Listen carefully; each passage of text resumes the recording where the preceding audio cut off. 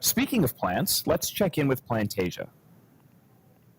Plantasia, the living embodiment of growth itself, the corporeal representation of our growing knowledge base. Take a look at this plant. Wait a second, this isn't Plantasia.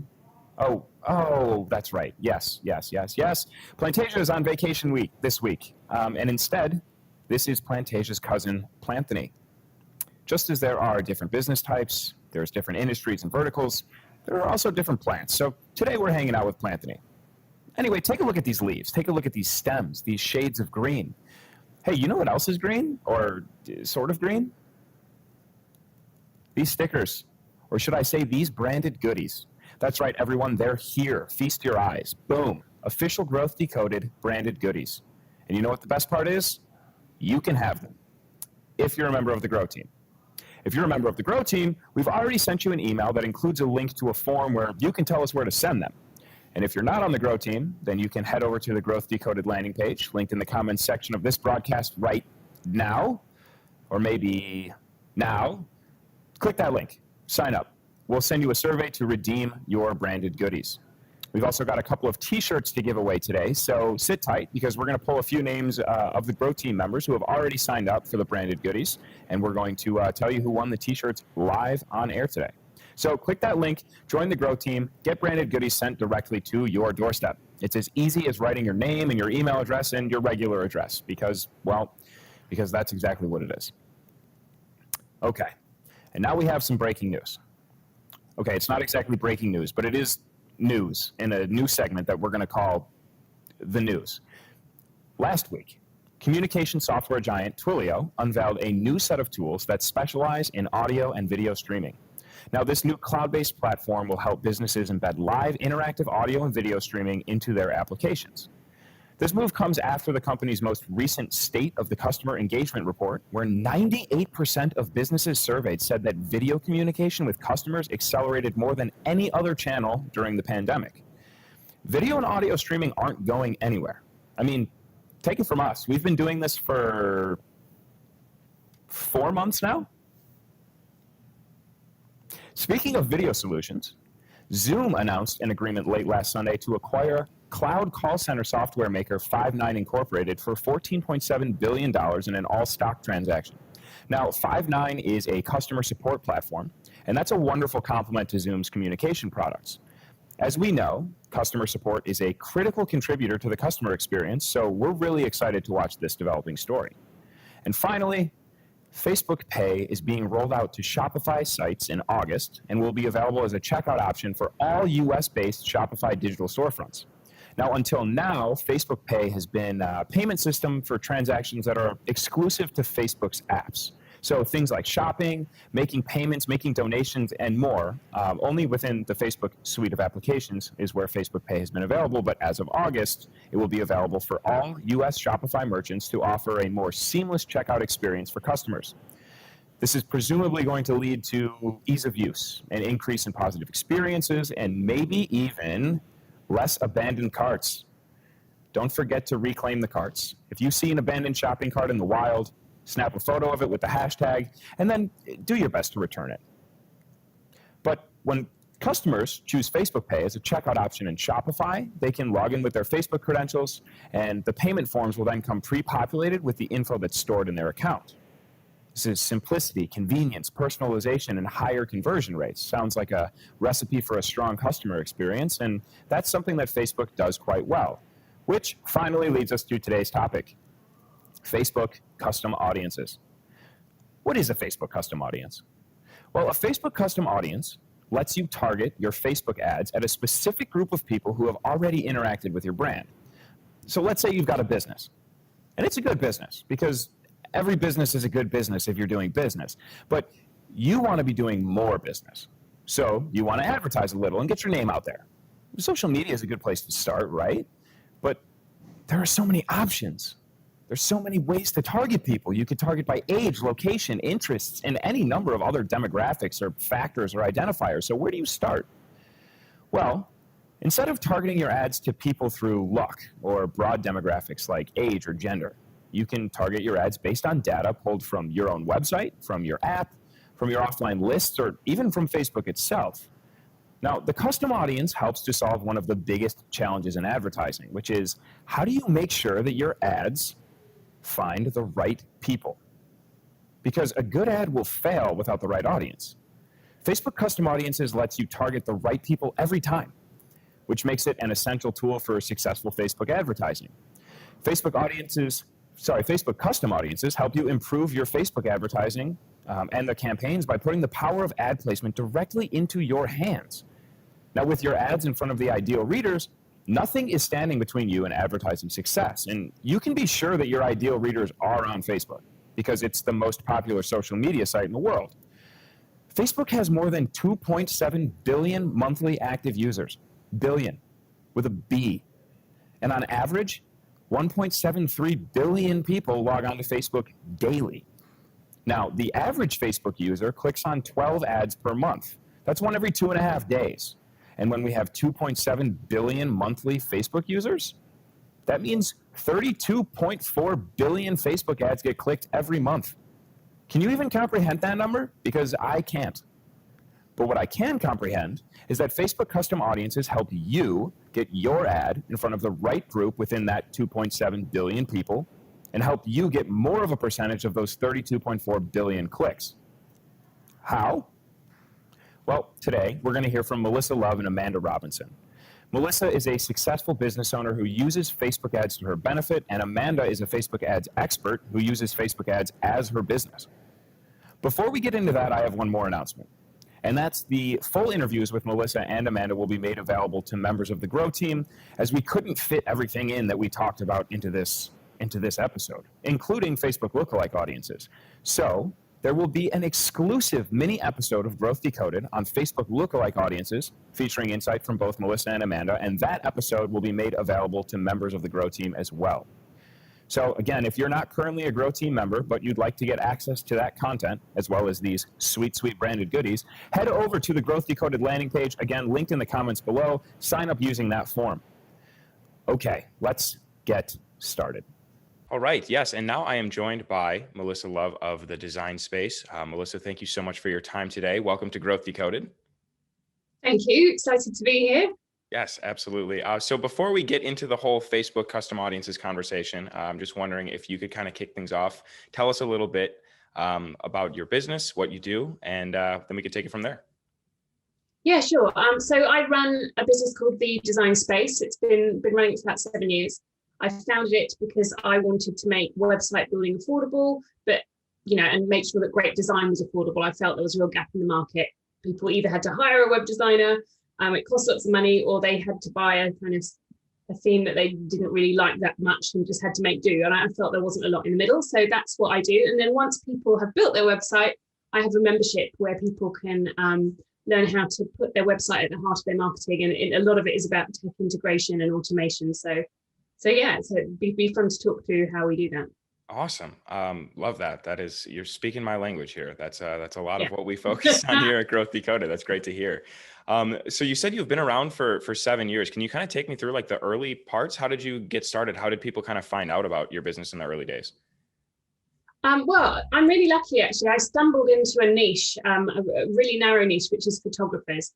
So I'm pretty sure if you met a photographer and they were in the kind of wedding or portrait business, they'd probably know who I was. So I was known for building websites exclusively for photographers. And I just got to the point after quite a few years where I'd had, great success through a series of lucky breaks and people who'd kind of given me lots of exposure. And I was going around the industry speaking at lots of events. And I was just pretty burnt out. I had 2 small children and I was, juggling all these clients. And I thought, I'm really ready to create a product that's going to be give me recurring revenue. I hate to use the word passive income because it's not very passive, it's hard work. So I launched a collection of themes and they sold pretty well for a couple of years. I didn't know an awful lot back then about list building or Facebook ads. So it was word of mouth, reputation, and it was all going quite well. And then I thought, no, I really need to level this up now because I really want to take a big step back from working with clients. I don't want to do it anymore. I still love it, but I was just so enjoying marketing a product. So it was probably about 5 years ago that I got really into Facebook ads and thought, I've got to get to grips with this. I need to go and get some serious education on it, and I need to start building my list. Oh, okay. Awesome. Awesome. Thank you, Melissa. Be sure to check out thedesignspace.co if you're interested in learning more about Melissa's business and offerings. There's wonderful context there, and there might be a lot of us out there who are just starting out, right? You're relying on word of mouth. You're relying on referrals and manual lead generation at events or cold outreach. Well, Facebook and social media advertising is a great way to take that next step and start to let those leads find you in a more passive way. Now, let's meet Amanda and get her definition of what a custom audience is. Yes, and now I am joined by Amanda Robinson, the founder of The Digital Gal, Facebook ads expert. Amanda, thank you so much for being here. Welcome to Growth Decoded. Thank you so much for having me. I'm really excited to geek out with you today. Yes, absolutely. But before we get into the whole Facebook custom audiences deep dive, if you will, if you could just, introduce yourself, tell us a little bit about you, about The Digital Gal, and kind of how you got started in this space.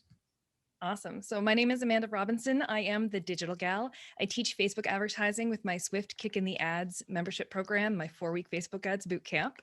I live, eat, breathe, and sleep Facebook advertising. I've been doing this basically since Facebook ads were a thing. So I've been in the game quite a long time, but my main focus is on small and medium-sized businesses. So people who are spending their own hard-earned dollars and don't have a lot of bandwidth and a lot of deep pockets to experiment with, where you just need to get in, know what you need to do, know what mistakes to avoid, and how to turn that into a successful campaign for a small market, not necessarily big e-com and big scalable campaigns. So that's kind of my focus. That's where I'm at. Oh, perfect. Awesome. Okay. Yeah, you are exactly the person that we need to be talking to about this. So really what we're trying to do in this episode is figure out, what Facebook custom audiences are, how they function, how you can use them to improve the customer experience and ultimately grow your business. And so I guess if we could kind of start out from a broad sense, when you think about Facebook advertising, I know at least Facebook custom audiences was sort of a new term for me when I was learning about it. So could you is there a distinction between just like general Facebook advertising and where does custom audiences kind of fit into that? Awesome. I love this question. All right. So let's look at it in two ways. We've got kind of two sides of the park here. We have saved audiences and we have custom audiences. A saved audience is probably what you mostly think about when it comes to Facebook advertising, when you are looking at demographics and interests and behaviors, all of those wonderful, wonderful things that you can search and try to target. That's generally going to be on the saved audience side. And I like to talk about these people in ways of cold audience and warm audience. So a saved audience, the general broad one, that's usually a cold audience of people who haven't met you yet, don't know you. It's a first impression and a first touch point. And then we hop over to the other side of the park, and then we have custom audiences. Custom audiences are generally going to be where we're going to be hanging out with warmer audiences, people who have already had some touch point with us, who have a little bit more familiarity. So examples of custom audiences is when we already have data to build an audience off of, whether it's building it off of Facebook's data or building it off of our own data that we're coming to the table. Examples are video views. If people are watching videos on our Facebook page, we can create a custom audience of video viewers, or engaged with your page or Instagram. So anyone who has liked, clicked, commented, shared, anyone who has engaged with that content, we can create an audience of people based on that data. Or customer email lists. If you have an email list of your customers, you can bring that to the table and make a custom audience of people that you can retarget. So custom audiences is basically where the retargeting magic happens. Saved audiences are more of the cold audience, first impression, first touch point, where we're just trying to find people based on interests and behaviors. So those are kind of two sides of the coin. And when it comes to custom audiences, it can sometimes take a little bit of time to build up those audience sizes before they're really primed and ready to rock and roll. Okay, awesome. Thank you. That is such a great way to think about that. The hot and the cold. I like that a lot. Now, Amanda's Facebook Ads Bootcamp, called A Swift Kick in the Ads, is starting up again soon with a new class and new sessions. So if you're interested in learning more from her about Facebook ads, be sure to check out thedigitalgal.com to learn more. Okay, so Facebook lets you put the warm audiences over here and then write ads specifically for them. By granting you the power to place your ads with pinpoint precision, Facebook is giving you the freedom to truly create your ads with specific audiences in mind. you don't have to rely on one-size-fits-all advertising. You can give your potential customers the custom experience that they deserve. You can create custom audiences only with data that you have received permission to use. Now, this should go without saying, but you need to get people's permission to use their data. You can't scrape data from public websites or download email lists from people who haven't given you the permission to contact them or to use their data. You can't keep people who have requested to opt out of your other customer lists or your email lists in your custom audiences. If you've created a custom audience based on a customer list, and then some of those customers have since opted out, you're going to need to update that custom audience. This means that if you're basing your custom audiences on your own data, you need to update them frequently to comply with this regulation. Okay. You can have up to 500 custom audiences on Facebook. So start where you have the most data, and don't be afraid to get crazy and experiment a little. However, there are multiple types of Facebook custom audiences. There are 4 types of audiences, and we got Amanda to break them down for us. Okay, so you just mentioned a couple of different types of custom audiences, whether that was from video views or your email list or your website viewers. That can kind of get a little overwhelming pretty quickly.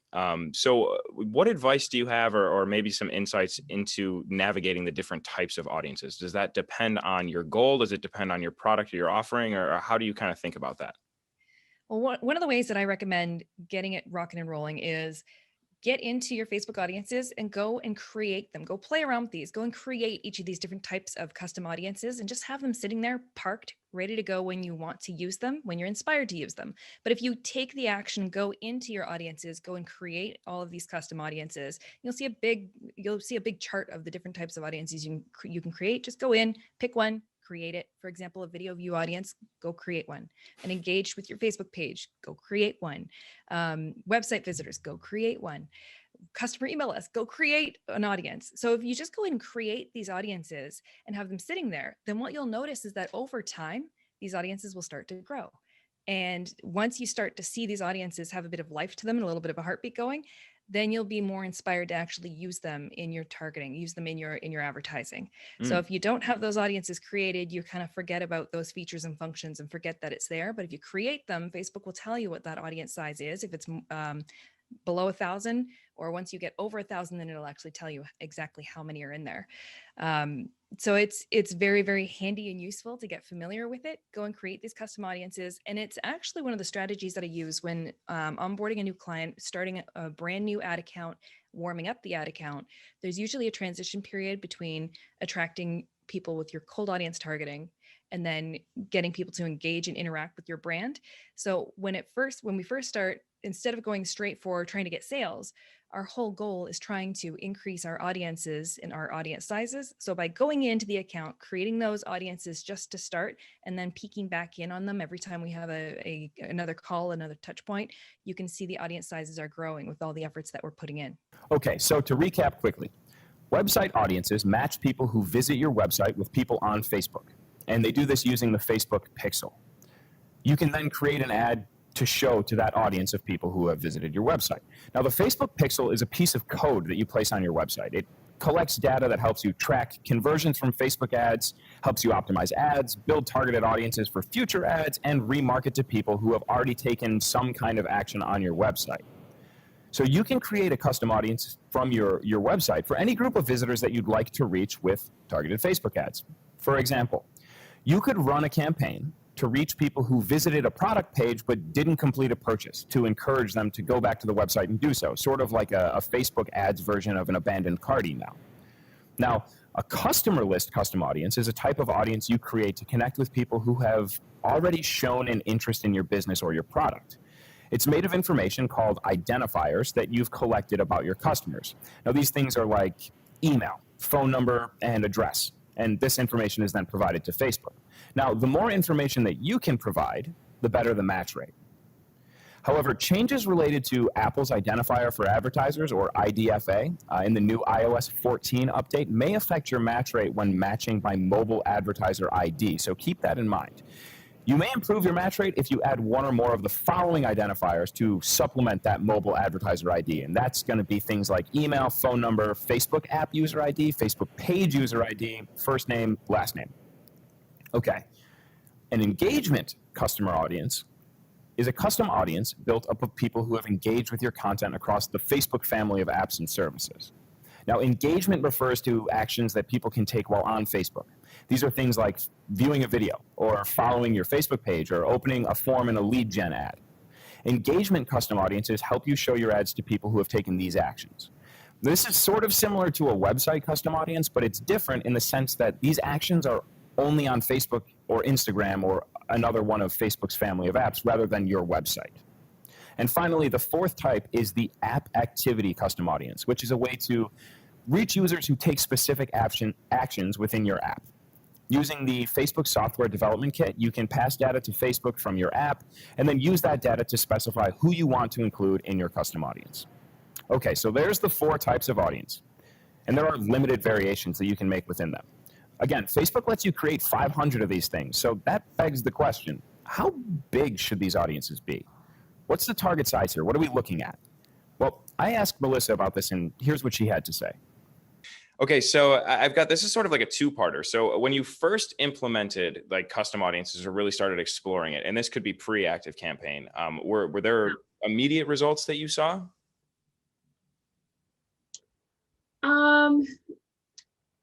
Well, I think this is a hard thing. It's an interesting question because I'm teaching people how to do marketing. Right. I always say to them, it's slow burn at first because your marketing, your Facebook ads, the results you get are only as good as the data you hold. So when they don't have a lot of data, maybe they've got a list of 100 people who they've worked with, or their data is going to be looser. 100 people isn't a lot to give to Facebook.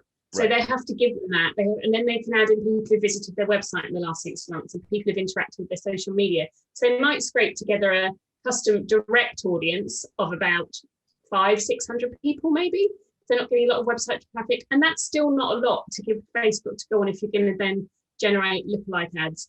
So, so you can also try some interest-based ads. So, but it's interesting. Once your list gets to about, I'd say 2,000 people, it's almost like a tipping point where suddenly you've got enough data that it's more accurate. And then once you've got 2,000 or 3,000 people, then you can start culling people off who aren't helping because they're distorting the audience. Right. And when you first get to 2,000, you're like, I don't want to cull 1,000 of them. You've just worked so hard to get them. Right. It's really hard. Like now, I been off 5,000 people and I don't mind about it. But I remember back in the day, I'm like, I don't want to lose a single person. And he was like, you have to, they're not helping. So yes. It is hard at the beginning. I think in my experience, 2,000 is around the tipping point for starting to get some serious traction with lookalike audiences. Okay. All right. So a few thousand is where she started to see the difference. But is this the golden rule of thumb? Probably not, because every audience and every business is different. Now, as we know, and as is the case with all things marketing, it depends. However, one thing is clear. The minimum that Facebook requires is 100, and that's not going to get you very far. Let's hear what Amanda has to say about that. You mentioned something there that I want to come back to, which was the 1,000 individual in the audience threshold that Facebook sets. Do you find that is sort of a threshold that you cross where you can start getting maybe more out of your audience or learning more about the demographics of your audience? Is that the sweet spot that Facebook has actually like kind of hit it on the nose, or do you find that is a different number? I think the purpose of the under 1,000 helps Facebook keep everything anonymous. When us as advertisers, we can't see the individuals. We don't have data on exactly who is watching our videos or exactly who is interacting and engaging with our brand. So by keeping that threshold at 1,000 or more, it's less identifying information. So we're not able to see, 5 people saw our video and we knew exactly which 5 we served it to, for example. Right. So I think it helps keep the data a little more anonymous. Plus, if it's under 1,000, it depends on the nature of the audience, but it may not be enough for you to start retargeting. It might not be the best use of your budget. You're going to have too small of an audience and you're going to exhaust them too quickly. And when I say exhaust an audience, if you are serving an audience, say I had 100 people who have visited my website, and I decided that I wanted to serve ads to those 100 people and retarget them. It's a very small audience. What's going to happen is that my ads don't have that many people to be shown to. It's just chasing around those 100 people. Those ads are going to show multiple impressions. We're going to be hitting those people 6, 7, 8 times across Facebook and Instagram and Marketplace and all of the different placements that these ads could be shown. And people are going to get tired of them very quickly. They're going to get annoyed. It's kind of like swatting a fly, like, okay, leave me alone, until they get to the point where they click on hide ad or hide all ads. And for you as an advertiser, that is the worst black mark on you possible, because your ads are delivering based on the algorithm popularity. So how popular is that content? How high quality is that content when it goes up in competition against other advertisers also going after the exact same audience of you? So when it comes to putting those ads out there, if they're not high quality and if people are getting annoyed, then they're not very well favored with the algorithm. They don't have a lot of momentum to them. They're heavier, they cost more to move, and you're going to be losing out in the auction.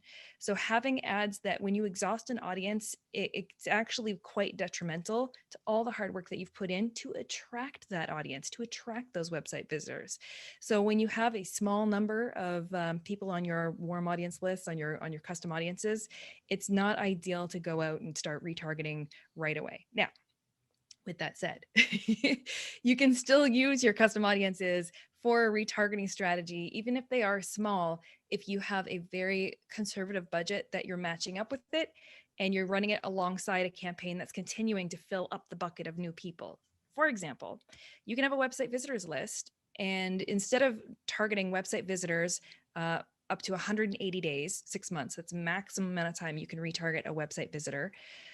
You can create a custom audience of website visitors in the past 7 days.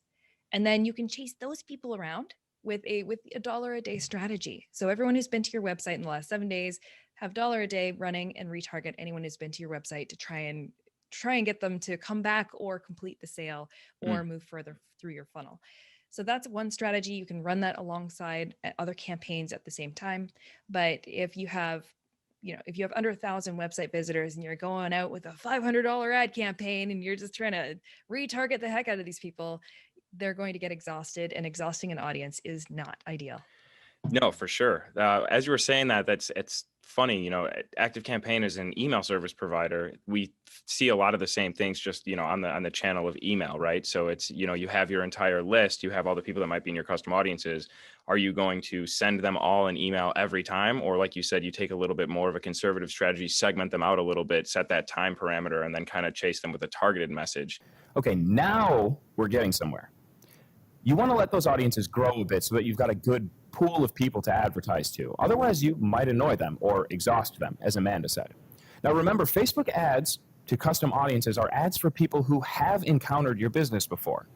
Now, that might differ based on the audience that you're targeting, but the fact remains the same.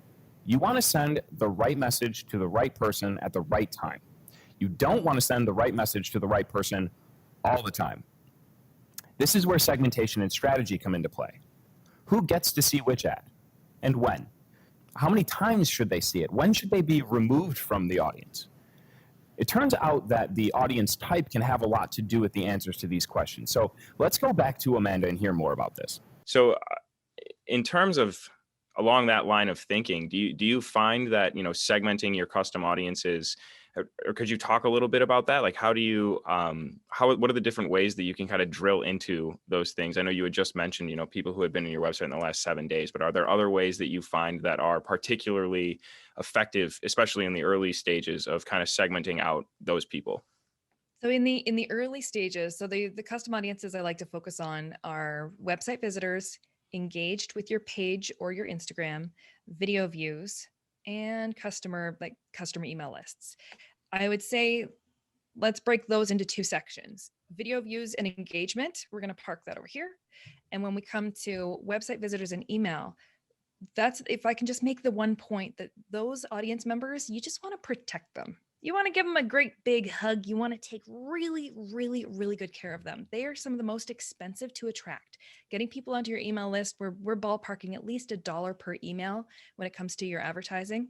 Typically, when we're talking about email, Website visitors and your email list are generally going to be a lot more costly to attract versus video viewers and engage with page. To get people to watch a video on your page can cost you as little as 1 cent per 15-second view. My personal ballpark for my own content, I'm a bit niche. I'm teaching Facebook advertising. Not everybody cares about Facebook ads. I run around 10, 11 cents per 15-second video view for my own content. So it's still cheap and cheerful. Those are cheap and cheerful audiences. You can grow them very easily at a low cost, and you can drive the ship. You can manipulate that audience into being a high quality audience based on how you're managing your campaigns. For example, video viewers. If you want to build an audience of video viewers and then use them as a high quality audience to retarget them at a later date based on how much of the video they've watched. Say I have a really wonderful ad campaign that I'm running, and I want to retarget people who have watched 50% or more of that ad campaign video. I can do that. But if that initial video that I was running to a cold audience of people on the saved audience side is being served by Facebook in an ad placement that isn't really high quality for me, for example, the audience network, if people are playing Scrabble and when they're done that game, they want to move on to the next, but they're forced to watch a 15-second video before they can move on. That's a forced video view. And that's not necessarily a great indicator to me of audience interest. So Right. if I go to retarget an audience that has been built up in size based on these forced video view placements, it's not going to result in a high quality audience for me. So over time, when I first start with advertising for a brand new account, I'll start with all placements, let it ride, and then I'll start to see where Facebook is delivering that content. And then I'll start to go and pull out different placements and manage the direction and the trajectory of that audience to grow it into a higher quality audience over time. So it's a cheap and cheerful way to do it.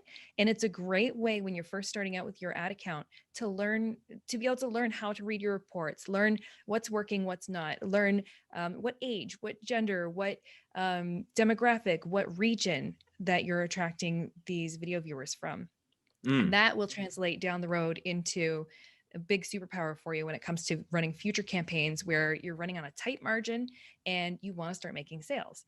So we don't want to retarget low quality audiences, and generally video view and engage with your page or Instagram audiences can be low quality, but you can increase the quality of them over time. And then that moves us over to the website visitors and email list. They're expensive. Website visitors, generally anywhere from 30 cents to over $1 per click to get onto your website. These are those are ballpark based on the clients I work with. There's a massive range, but Sure. An email list, you're generally running about $1 per email address that you're acquiring. So those audiences, those custom audiences are so valuable to you. They've cost you a lot to acquire them. So you don't want to exhaust them, and you don't want to run low quality campaigns. You don't want to run experimental campaigns to them. Protect them. You want to take really good care of them and only give them the good stuff. You want to keep them around. All right, you need to think about who these contacts are. Are they someone who has only seen a short clip of a video, or are they someone on your email list? Is this someone who's already a customer, or is this someone who barely knows you at all? You have to take these things into account when you're creating the ads that you're going to put in front of these people. Now, we've talked about expectation management a lot on this show, and Facebook custom audiences are another opportunity for you to manage them correctly. Now, someone who's on your customer list expects a certain type of content from you. They don't expect to see an ad telling them who you are and asking for the sale. And depending on your business, they might not expect to see an ad for you at all.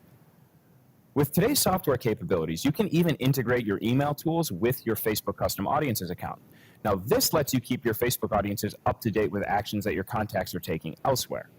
Melissa has her ActiveCampaign account integrated with her Facebook custom audiences. So let's hear how that helps her manage her expectations and create more relevant experiences. It took us about a year to really nail the ads, and she did all the research, and she set up my ActiveCampaign and took a look at the mess I'd made on my own, put some structure in place, and she did all the full integration. She's like, right, let's get your deep data integrations going. Let's get some custom audiences going. And she was the one who helped me kick that into shape, really. So that was when we started building Facebook custom audiences based on the behavior of our existing clients and what they did, and pushing that through to, and then I remember the first time I went into Ads Manager, and there it was, sitting there waiting to be used. I was like, this is magic. What? because I knew you could do that. I've been like exporting spreadsheets of names of people from WooCommerce who bought a certain product and uploading it into Facebook. But the fact that I can have, I mean, the magic thing is, right, you do that once and it's not dynamic. The magic of the custom audiences in ActiveCampaign is they're dynamically updating themselves. People pull themselves out, they put themselves in based on their behavior. Right. So my Facebook audience I never have to touch them. They're looking after themselves. I don't have to re-upload spreadsheets. They're just, the better my list is, the more accurate it is, the cleaner it is, the more responsive, the better my Facebook audiences are. So I find it a real motivator. I'm like, hey, let's have a call. We need to get rid of some of these people who are just sitting around not buying anything because they're distorting my Facebook audiences. Right. How many different audiences do you have on Facebook? Right. So even the same as we did when we first bought them.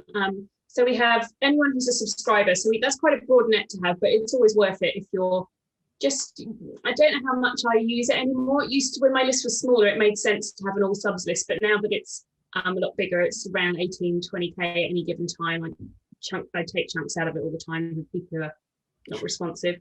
So basically the three people who've signed up to be in our world, so also subscribers. Then we have then people who do buy, and depending on what they buy. So I've got two sides to the business, as I said, the membership and the templates. So I've got template owners, members, people who don't buy.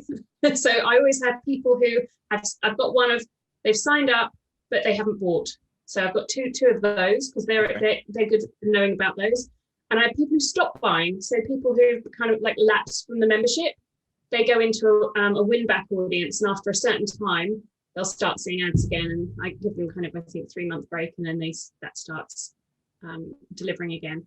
Okay. So yeah, so it's, and also a really neat little one is we also segment people based on engagement. So people who join my Facebook group, there's a neat little bit of kit called group funnels, which with a bit of Zapier kind of jiggery in the middle, you can then send those people into ActiveCampaign, and Facebook people who have signed up for something, then join my free group. They're like double hand raisers. So I want to know about those people. They're like super engaged, super interested.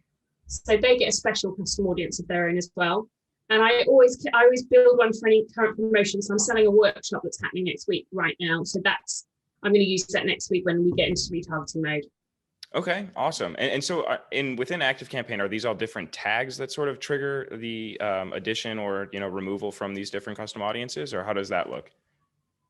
So it's a variety of things. So a purchase, which will give them a tag, but also the deep data will, any purchases just go straight into an audience. So that couple, I think we use the tag as a fail-safe. I think we have 2 triggers for that.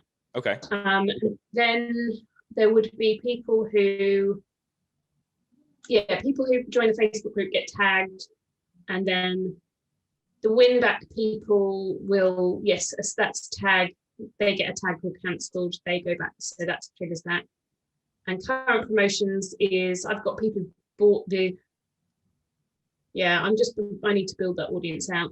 Once I get to I've done the workshop and I want to reopen the cart and people are kind of being sales, I'll have several audiences that I can include and exclude. Okay. And I know in my audience as well, they as soon as they lose a tag or they gain a tag, I normally have a goal to pull them out of that audience so I'm not wasting money on showing ads to people who've already bought. Or absolutely, yeah. That's one of the biggest nightmares, right? Is to just continually show ads to people who just don't want to see them. Awesome. That's great to hear. That's always sort of the question too, right? Like, what is the critical mass, or what is the sweet spot to where you really start to see those results? Yeah, that's great. And the other thing that comes into play is, which I really recommend doing, is I've got this blog post. It's like how to add an Instagram feed to your website. It's like #1 ranked, even everywhere, even above Instagram themselves. It's #1 on the first page of Google. It's not a crazy long post. It brings me about 15 to 20,000 unique visitors a month, that one post. It's like my special golden child that I'm always checking on it. And there's a specific content upgrade that gets people onto that list to do with that subject. And then once they're on that subject, and I've got another one for WooCommerce, which is kind of a WordPress shopping cart plugin. So the WooCommerce one is great because what happens is they read it, they sign up for my free WooCommerce mini course, then that sets off a retargeting ad. which shows them my WooCommerce themes. And the next thing I know, I just see them dropping into the cart, and I'm like, great. So you can be hyper targeted with the way you put all of that together. So that's what I would advise people who are struggling to get traction to really spend a bit of time building 2 or 3 cornerstone posts, which are going to work really hard for you. Okay. Because they're like low-hanging fruit, because if they've demonstrated they're interested in your subject, they sign up for the free thing you've got, then they see that the paid thing, which is going to help them get there quicker. Right. It's great. And so actually, I've got to say, so for those 2 specific blog post content upgrades, I do have custom audiences for those, because I want them to see specific products. Okay, that's awesome. Using that SEO organic visitors to just convert that. I mean, that's the dream, right? That's what everybody wants to do. Yeah. That's awesome. Melissa touched on a few strategies there.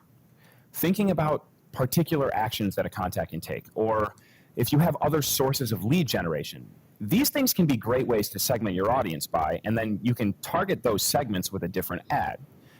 Melissa mentioned contacts who come through a particular blog post.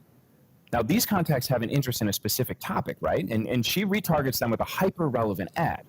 This strategy lets you take a more tactical approach. Or, for example, if they've purchased, don't target them at all. There's nothing worse than throwing money away at contacts who have already purchased from you and are unlikely to purchase again. And with automation and integrations through tools like ActiveCampaign, those contacts would get pulled out of your audience, so that doesn't happen, and you don't have to worry or lose sleep over it. All right, we've reached the part of the show where we are going to draw some winners of Growth Decoded t-shirts. Just bear with me for 1 second.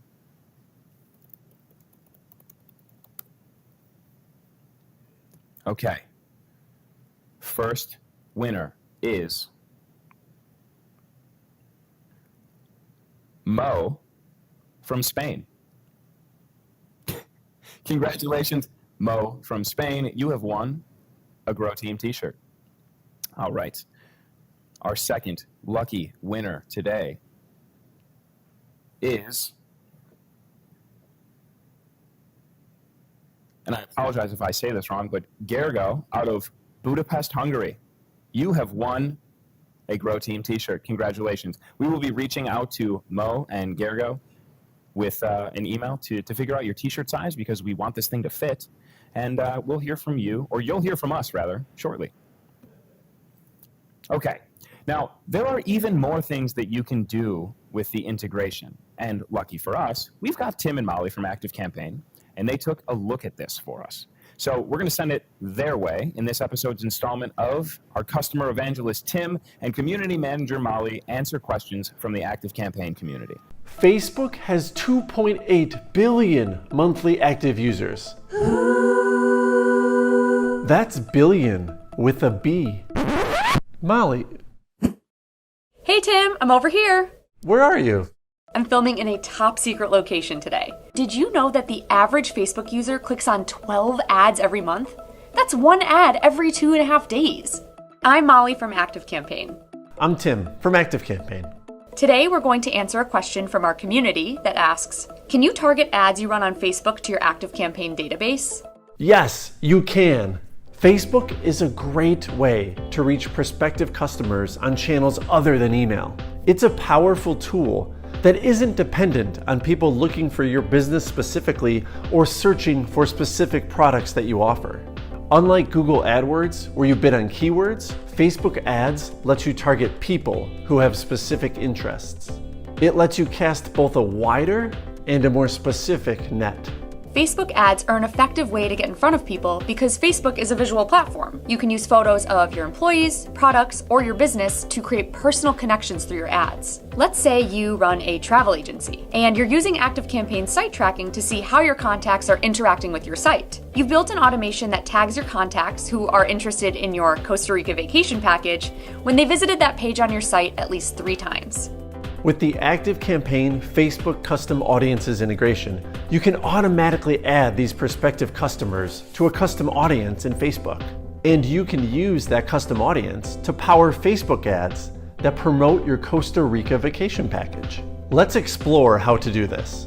First, we'll connect our Facebook ad account to ActiveCampaign. Next, we'll add an action to the automation to add that contact to a Facebook custom audience. Lastly, we'll configure our Facebook ad to display that same custom audience and to direct contacts to a landing page about our vacation package. We can capture visits to that page using ActiveCampaign site tracking. You now know which prospective customers are interested in your Costa Rica vacation package and have engaged with a relevant ad on Facebook. With this new knowledge, you can make more informed decisions about how you engage with and market to these contacts moving forward. What if a contact's interests change? What if the contact is no longer interested in your Costa Rica vacation package and becomes interested in your Alaskan adventure? You can use the ActiveCampaign Facebook custom audience integration to automatically remove a contact from the Costa Rica custom audience and add them to the Alaskan Adventure custom audience. The contact will now see Facebook ads for the Alaskan Adventure vacation package. And with this automated setup, you're not wasting any money on contacts who are probably not going to convert. Your ads are better targeted and more efficient. All right, there we have it. We had a question from our community that we were going to answer, and we did. Excellent. Thank you, Tim and Molly. Now, I don't know about you all, but I would enjoy a vacation to either Costa Rica or Alaska. So if anyone out there wants to target me with some ads, I'm game. Okay, speaking of changing the ads up for different audiences or seeing different content at different places in your customer journey, Melissa has a great strategy for this. So let's see what she has to say here. Okay, so with all these different audiences that you have, how many different do they all get a different ad? Is it all worded differently? Is that all, like all the promotions that are kind of tied to them? What does that look like? I've probably got two lead magnets running at the moment, two main ones, and they see different content at different stages of the funnel. I split them into a 21-day process for me. Is the kind of average buying time. So days 1 to 7, they hit the thank you page when, well, there's ads for people which are based on my custom audiences lookalike, bringing in new people into the funnel. They are wanting to get the lead magnet. As soon as they hit that thank you page, boom, they're in days 1 to 7, and they start getting hit with different ads. So they will stop seeing ads for the thing which they've already got, because we don't want them to see that, because that's just wasting money. And they start seeing what I call nurturing content, which really positions me as an expert. They like short videos. They're prompting them always to either go and join the Facebook group or to go and watch the longer version of this video on my website. And there's no, I don't ask them to buy anything. That's just being helpful. And there's 7 pieces and there's 7 days. They see a different one each day. Oh, wow. Yeah, and then they receive, I think, 3 emails in that 7-day period, which mirror the content that's on. They go out of the 7 days, then they're at the same time, after day 7, the emails start to tell them about what our products and what we can offer them. And then they'll be pulled out of the audience that sees the nurturing content, and they'll start to see sale content. They'll start things like testimonials, behind the scenes, before and after, do you want to buy this? Don't forget, have you thought about? And that leads us up to week. I probably let that run for another 10 days. Then they come out of that audience, and then there's just then they start to see last chance or the final retargeting, don't miss, and then if they come out of that and they still haven't bought something, if they time out the 21-day period, they'll see an offer for a downsell as well. Wow. You really have it figured out. You've got it mapped. I mean, content mapped all the way through different, the whole time period. That's incredible. I like to think of it, sorry. No, you go ahead. Well, I like to think of it as, a lot of people's main marketing strategy is that I'll say, what's your marketing strategy? And they'll go, I post a lot on Instagram. I was like, but what's the strategy? I just post a lot and I do reels. I'm like, this is all good, but that's not a strategy. Right. I said, imagine if you went to a party and you walked straight up to everyone and gave them a massive hug, even if you didn't know them, you made them sit down, you started telling them all about yourself. I said, you just wouldn't do that. I said, what happens in real life is you go in and you give your best friends a hug, but other people who you've not met, you go and introduce them. Introduce yourself, you have a little chat. Maybe there's people you've met once or twice before, you give them a little mini hug and you say how you have a catch up, how you doing, you find out a bit more about them. You don't just go in and shout at everyone, which is effectively what posting on social media is if you don't have a content strategy, which people see at different stages of the relationship. if not, they just think you're a shouting weirdo who, says the same thing to everyone. If it doesn't work in real life, it doesn't work online. I love that analogy so much. I have used that a few times myself, not as well as you just put it, but just like the idea that you have different people, you have different relationships, and you're at different places. You talk to them about different things. They have different interests. You have different connections with them. You've known them for a certain amount of time. You've known them for longer or shorter. It's just, you don't talk to everybody the same way all the time. So yeah, I mean, that's a great way to put it. Wow, Melissa really has it down. But if you're just starting, remember, manage your own expectations, okay? Build one piece at a time. Identify areas where you can build out your strategy, where you could differentiate and segment and target an additional segment.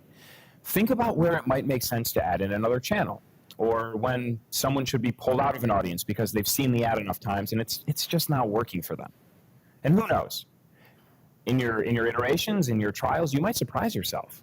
Amanda and Melissa certainly have experienced their fair share of surprises when it comes to Facebook audiences, so let's take a listen to what surprised them. So thinking along the same lines as, it sounds like you have an unbelievable amount of knowledge and experience working with Facebook ads in general, but Facebook custom audiences. Is there anything throughout this journey that you've been on that has surprised you about using Facebook custom audiences? Anything that you maybe thought was going to happen and didn't, or had never saw coming and it did happen? I'd say about 2 years ago, Facebook made some little changes. This is going to be very relevant for your audience as it pertains to email lists. A lot of advertisers don't want to use Business Manager or as it's now called, Business Suite. We have Business Manager, we've got Business Suite, we have a whole bunch of different places you can get lost in the background of Facebook ads.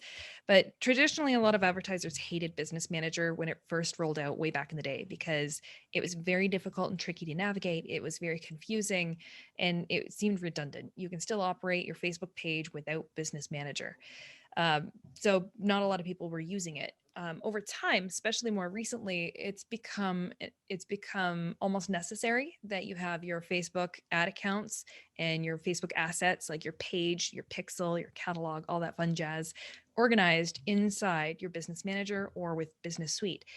And if you don't have Business Manager, if you don't have it set up that way, then you have one of those custom audiences you are not allowed to use, and that's your email list.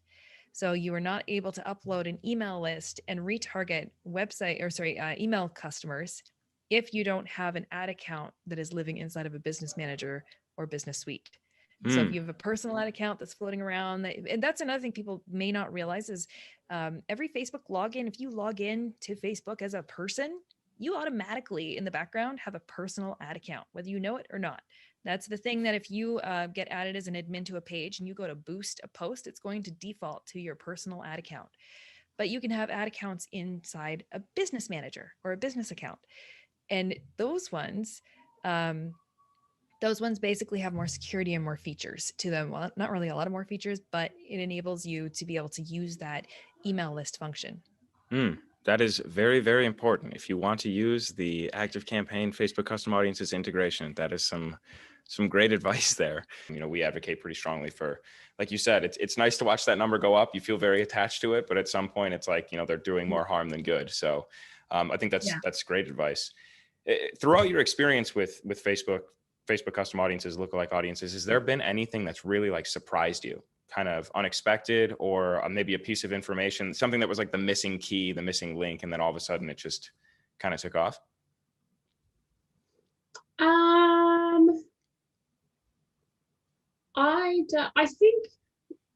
I think definitely it's periodically culling your list. It's not having any people who are just taking up space that you're paying for, right? And distorting your Facebook audiences. That was like a real. I had to be brave. I'm like, I don't want to cull all these people, and Kay was like, do it. So it's like the Roman emperor, rather, yeah, with the thumbs down. Yeah. That's funny. Yeah, now we're like, get rid of them. Yeah. Yeah, that was probably the biggest learning curve, where because it's human nature to like the vanity of. I think we'd cull them periodically, and then when we hit 20K, Kay went, you don't want to be paying even more. Come on, you got to let these people go. I know you wanted to see the 20. You've seen it. Take a picture of it with your phone. Now we're going to get rid of 5,000 of them, and you can drop back down to lower level. And she's like, we now cull. I'm just bumping along under that 20. But when we get that 20, she'll say it's a well-earned 20K. It's not just a bloated, lazy, fat 20K. It's a like lean and mean 20K.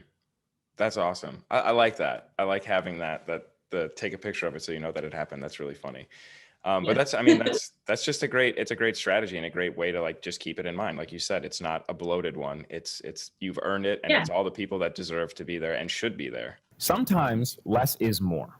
And just like with email, if your contacts aren't engaged, if they're just not converting, if they're just sitting on your list, taking up space, and you're paying for it, don't be afraid to send them a last chance to engage and then cut your ties. Look, you're going to be much better off from an ad and an email perspective if you have a smaller, more engaged list of people that you know are interested and that you know want to see your content. As Melissa said, this is a common mistake that people make because you just love to see that number going up, right? You don't want to voluntarily shrink it. After all, you worked so hard to get to that number. You worked so hard to get it where it is. Again, this is a common mistake, but what are some other common mistakes that Amanda and Melissa have made or see frequently? Along those same lines, are there any common mistakes that you see or pitfalls that you see people that may be new with custom audiences kind of falling into? Or is there anything that maybe you've uncovered or a mistake that you have made that you could kind of talk through now, and so that others might not make it in the future? Video view audiences. Haha. Okay. Out of all the other custom audiences, you build them, you set them up, and then they just keep going. They just keep populating. They just keep themselves current. Video view audience is not the case. That's the one custom audience that you actually need to manually go in and edit and add new videos to. Now, again, this is depending on the strategy. You can use video view custom audiences for one single video that you've run. Say you want to retarget people who have watched a certain percentage of a particular sales video that you've put out on Facebook. Great. You don't need to worry about it. It's just focused on that one video. That's it. But for video view and engagement custom audiences, we have a maximum 365 days that we can retarget people who have viewed videos or engaged with your page. It's different than the website audiences, which is only 6 months. But these audiences, we can retarget people for a year. So with video views, there's a strategy out there that you can be using where you just build an audience of people who have watched any of the videos on your Facebook page. You just keep growing that over time. And that audience, that means that every time you put out a new video on your Facebook page, you need to remember to go back into your audiences, edit that video view audience, add in the new videos that you've put out, and then save that, and then it'll update. Another thing is with custom audiences, if you don't use them, they go dormant. So Facebook will, they're still there. You just need to use them in a campaign, and it wakes them back up again. So if it looks like, as I'm saying, the other ones auto-populate, they automatically update, and someone will say, no, they don't. You just got to use them. It'll wake them back up again. It'll bring them back to life. But video view audiences, that's the one you have to manually go in and add new videos to. And it's just something you got to get in the habit of, or set a little calendar reminder. Or in the habit that I've made is every single time I go into Ads Manager to go and look at a campaign or look at anything in the back end, I'm like, oh, I got to go update my video view audiences. So that's one little tip. Other pitfalls, other issues. The biggest one is just people trying to retarget warm audiences or those custom audiences, using them too soon without you're just trying to jump right to the retargeting without putting the work in to building up the quality and size of those audiences first. So a lot of advertisers just miss that whole step of warming up an audience. They just go straight for the sale. And if you're selling something that's very low cost, it doesn't take much from the decision-making standpoint. If you're trying to sell me a widget that's $1.50, I'm going to want the widget or not want the widget. That's it. It doesn't really take a lot of retargeting and convincing and ad dollars and spend. No. But if you're trying to sell me a $1,500 course, I'm not going to buy it the first time I see it. And it's probably going to take $500 in spend just to get one sale for a $1,500 course. And that's going to be broken out into a whole bunch of retargeting. So it's going to take time. So I think managing your own expectations on how much time it takes and effort and energy to build up your custom audiences before they start producing results and returns for you, that's probably the biggest pitfall I see business owners running themselves into, because you're looking at your peers and your competitors, and you see other people, go out there and just nail it and get tons of results, and Facebook ads are working for them. And then you look at yourself and you get frustrated and down on yourself on, why can't I make this work? Well, guess what? It's not you, it's Facebook. And it's just a matter of managing those expectations. That competitor or that other advertiser, they may have been building up audiences over several years. They may have been advertising in the advertising game 3 years in advance of you. So they have massive website visitor audiences already built up, huge engagement audiences already built up, high quality audiences from the years of changing and tweaking their campaigns already built up. So yeah, they can go out, throw $100 on a campaign and boom, make a ton of sales. If you're just starting out, that's not going to be you. That's going to be you 3 years from now. So if you're not starting now and learning how to build up these audiences and just get started, then it's not, when you first start, you're not going to make sales on Facebook ads. When you first start, you're going to spend a lot of experimental dollars learning and growing your accounts. Some people do hit a home run on their first go with Facebook ads. And I've seen it, and it's great, and it's very thrilling. It's very exciting when it happens, but that's the exception, definitely. Yeah, absolutely. That is one thing that we've sort of uncovered in various degrees with all of the topics that we've explored here, is that it comes down to expectation management is so critical to your customers and them having a good customer experience. But then also, like you said, having the expectations that what is this actually going to yield? How far along am I? How good is my information? How much better could my information be? And then kind of factoring all of those things in, because, like you said, you hear about the success stories that are massive, where you might, if you ask your friend, they're going to tell you their greatest hits. They're not going to tell you about, they want to keep you engaged. So it is very important to keep in mind. Boom. Expectation management, not just of your customers, but of yourself. Building audiences and building businesses takes time. You're probably not going to see overwhelming success from the very beginning. And it's important to remember that this is all a process. So keep your own expectations realistic. Never stop learning, iterating, and improving your ads, your audiences, and your strategies. Think about Melissa's story. Start small. Build modularly. Identify gaps in areas where you can improve and tie things together. And always keep working towards being where you were yesterday. Now, speaking of Melissa, what kind of mistakes did she make that we might learn from? So if someone is watching today and they're thinking about maybe jumping into the game, getting started with it, or maybe they have just gotten started with it and they're pretty confused, they're in over their head, fill in the blank. Do you have any advice, best practices, anything like that, as far as using Facebook custom audiences that might help them out? Yeah, my biggest piece of advice would be, don't wait. Don't wait till you've built the ultimate funnel. For 3 years, I just collected people's email addresses and I didn't send them a single email. I was just like Facebook ads to grow my audience, but I would periodically email them when we had a promotion. I didn't do the content strategy we have now, as we email them 3 times a week. I mean, I needed some convincing of that. That was like a big step, but this is a period of iterations over years. And, I'd also say don't get discouraged in the early days when you first start running ads and you've got limited data. Like, I'm aware, and I know when I hear other marketers who say, hey, it's really easy, you just do this. And I'm like, yeah, but that's all right for you because you've got 250,000 people on your list. You can, of course, you're going to have success. You're going to have these big launches. Right. So I don't want to come across as like, I hope someone listening to this doesn't think, well, that's easy for her to say, just do this. In the beginning, it was hard to get that traction with a custom audience. So what I'd say now is start harvesting data now. Make sure that and I don't mean data, that's a horrible word, wrong word. Start making sure you know how to contact or where to find your best behaving customers. Mm-hmm. So start knowing your numbers. Look at which blog posts are pulling in the most traffic and build a custom audience from there.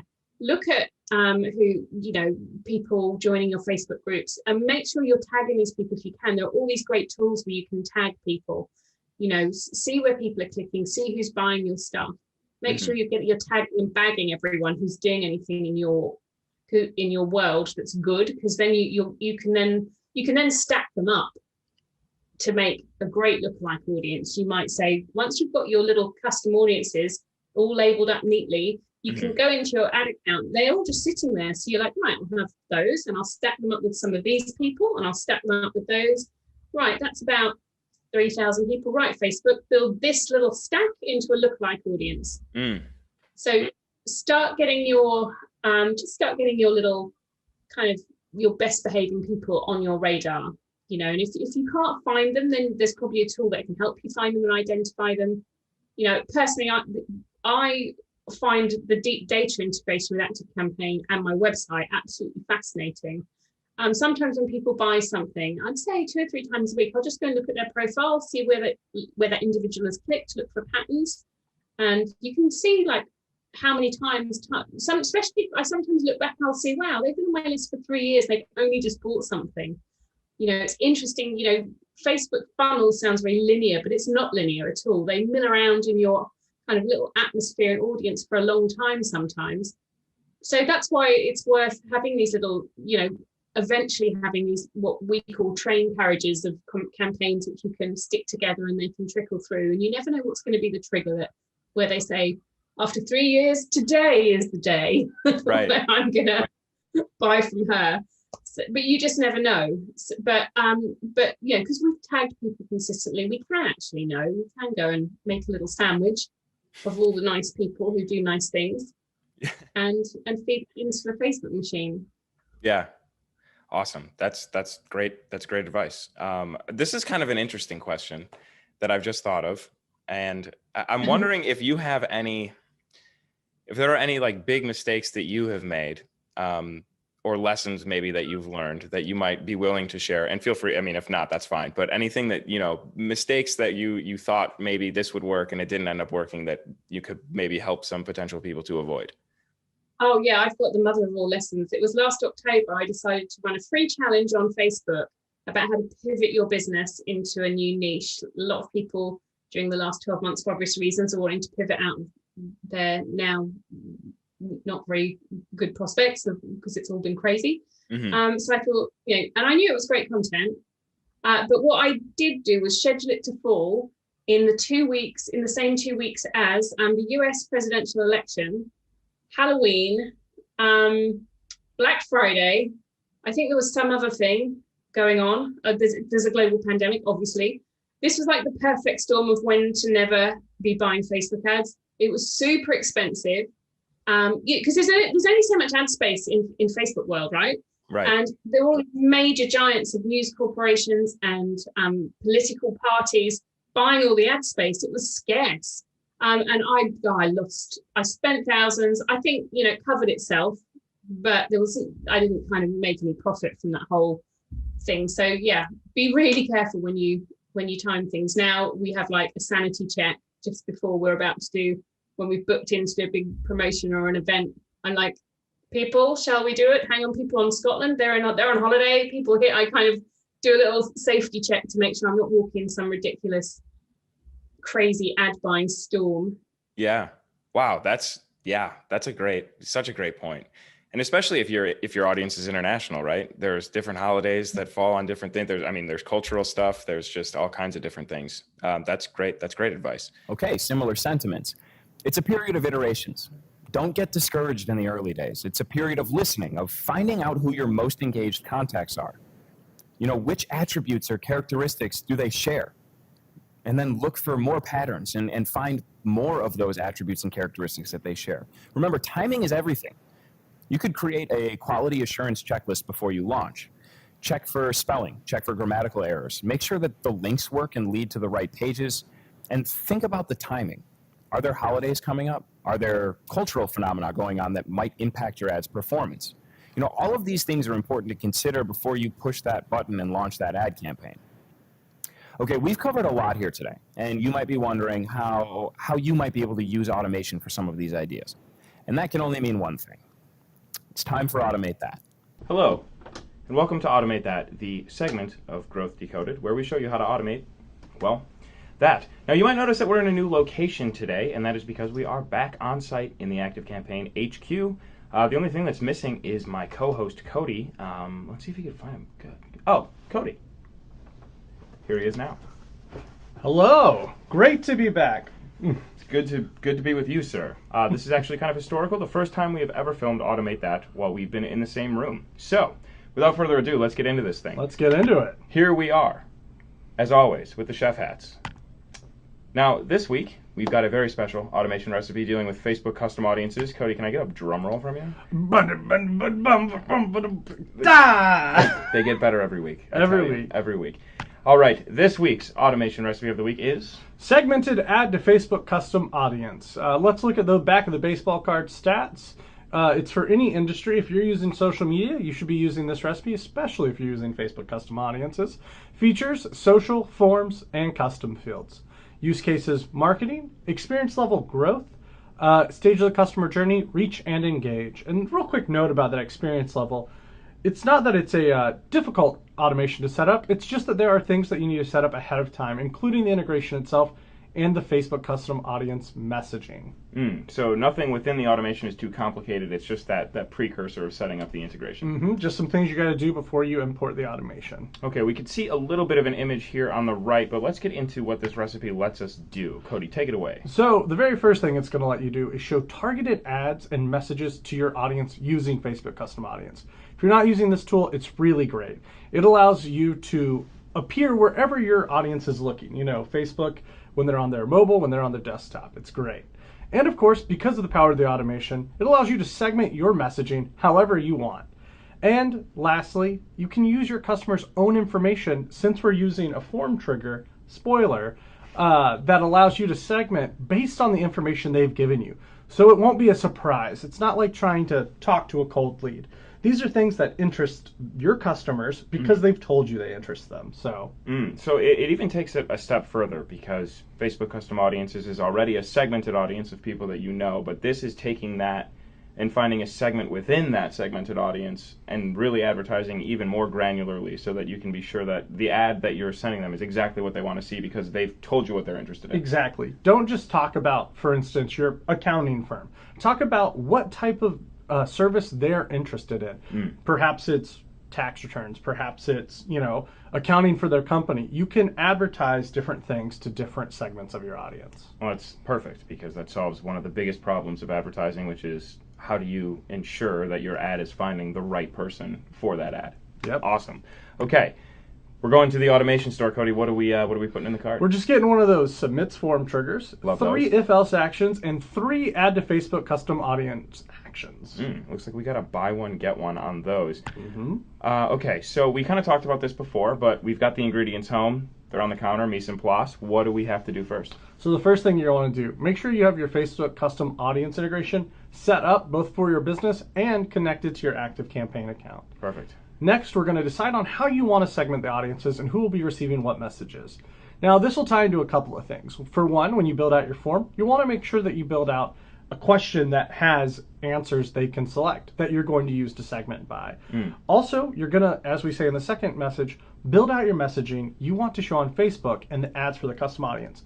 We're just going to be choosing, not building those custom audience ads in ActiveCampaign. So that's work you do in Facebook, but then when you do import the automation, you're just selecting from a list. Yes, absolutely. And so within your Facebook account, you're going to want to create that specific audience. It will be the email address type of custom audience, but then within that, you'll want to name it exactly what you would want this ad to, just to make it easy for yourself. So definitely get that all set up, and then you can import the automation.